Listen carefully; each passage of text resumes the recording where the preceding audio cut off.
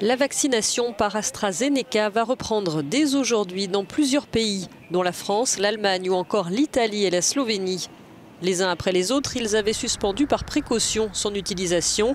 L'avis favorable rendu ce jeudi par l'Agence européenne des médicaments a changé la donne. Alors que la troisième vague monte, les gouvernements misent sur l'accélération des campagnes de vaccination.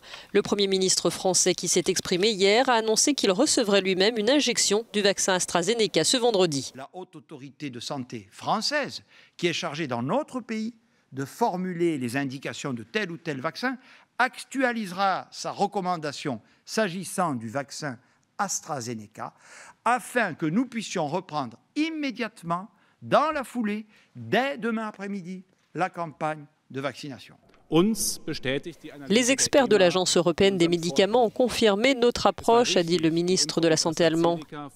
Il était juste de suspendre par précaution la vaccination par AstraZeneca jusqu'à ce que l'accumulation de cas de ce type très rare de thrombose ait été analysée. Permettre aux médecins de continuer sans cette information aurait été difficile à justifier.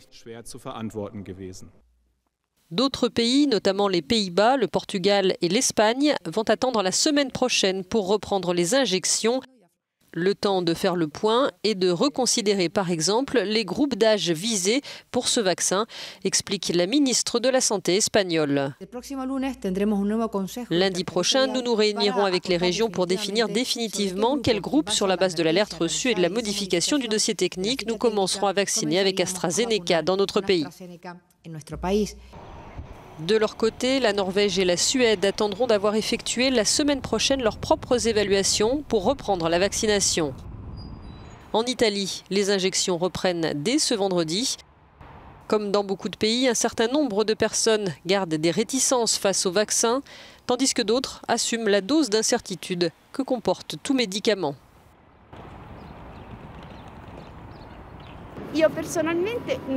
Personnellement, je n'ai pas confiance. Je ne me ferai pas vacciner.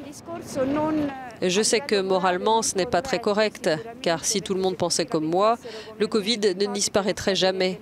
Mais malheureusement, je n'ai pas confiance. Tout médicament comporte un certain pourcentage de risque, celui-ci aussi, comme tous les autres. Croisons les doigts, je vais certainement l'obtenir et si je dois avoir l'AstraZeneca, alors je me ferai vacciner.